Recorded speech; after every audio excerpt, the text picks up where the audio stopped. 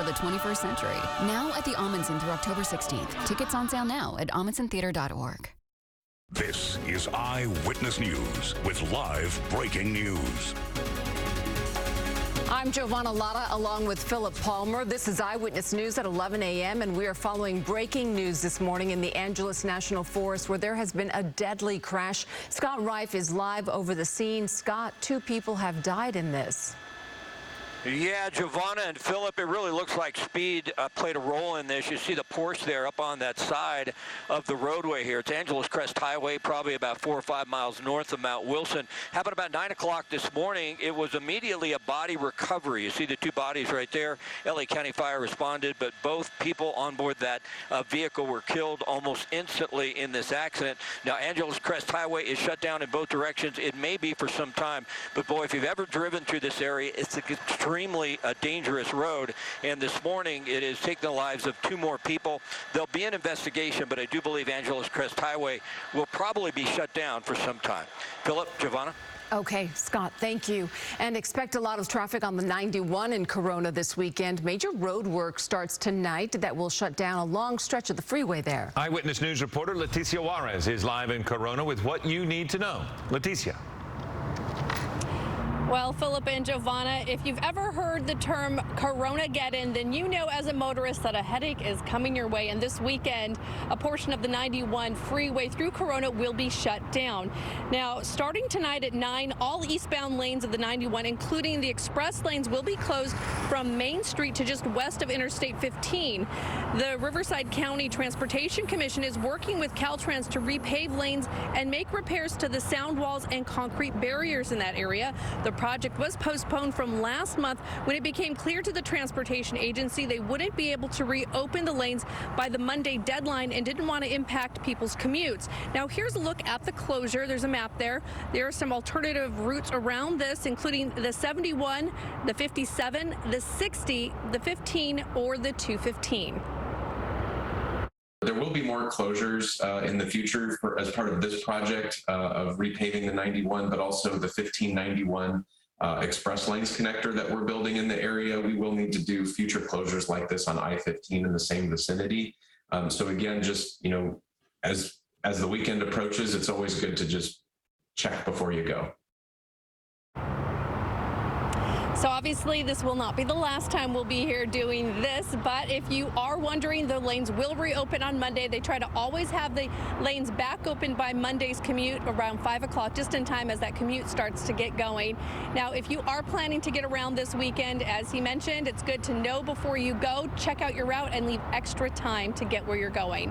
Reporting live in Corona, Leticia Juarez, ABC 7 Eyewitness News. Okay, Leticia, thank you very much. The first pediatric case of monkeypox has been reported in Riverside County. Health officials say the child is less than 10 years old and is recovering at home. They say they were notified about the positive test earlier this week and are now trying to determine how the child became infected.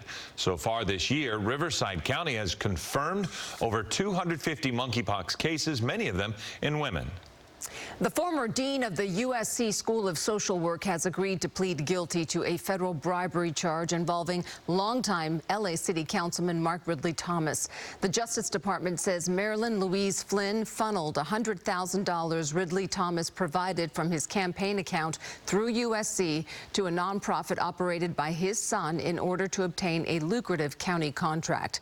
As part of her plea, prosecutors say the 83-year-old Flynn has also agreed to pay a fine of at least $100,000. This is in exchange for prosecutors recommending that she serve an anticipated 10-year prison term through home confinement. Ridley Thomas, who has been suspended, is scheduled to go on trial in November. He has pleaded not guilty.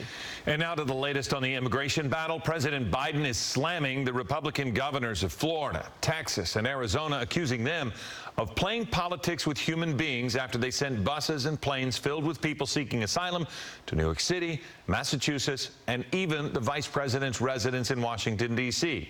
ABC's Rena Roy has the latest. President Biden going head-to-head with some Republican governors, accusing them of using desperate migrants as political pawns. Republicans are playing politics with human beings, using them as props. What they're doing is simply wrong. Conservative governors sending more migrants from border communities to Democratic-led cities just 2 months before the midterm elections. In Washington, D.C. Thursday, a busload of migrants dropped off outside the vice president's house.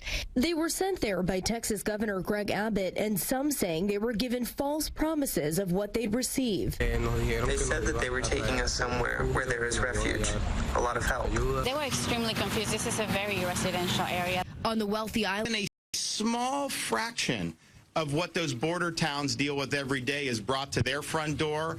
They all of a sudden go berserk. The immigrants that arrived here were not met with chaos. They've been met with compassion. Since May, New York City receiving nearly 12,000 migrants. We need help. We have not been ashamed to say that. We need help. The Republican state leaders say their intent is to send a harsh message to the Biden administration about what they call a broken immigration system.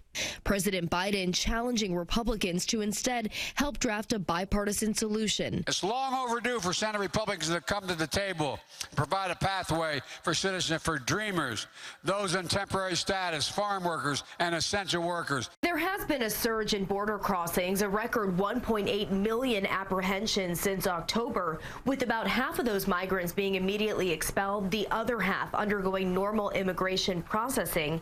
The White House acknowledging the system is flawed, but saying it will take time to fix it. Rena Roy, ABC News, New York. Rena, thank you. And looking ahead to the weekend should be a great one. Here's Brianna. Good morning. The really nice temperatures continue on all the way through the weekend and even into the beginning of next week. We don't have many changes in terms of temperatures today. It's going to be another really beautiful afternoon with some low 80s, hovering right around 80 for downtown LA, Inland Orange County at about 81, and then still staying in those low 80s for the valleys and the Inland Empire at about 83. The beaches will be nice and mild today at about 74 degrees. The mountains mild at 69. High desert 84, and then Palm Springs staying very warm at about 95 degrees. Nice to at least not be in the triple digits there, though. We're going to get a little bit cooler over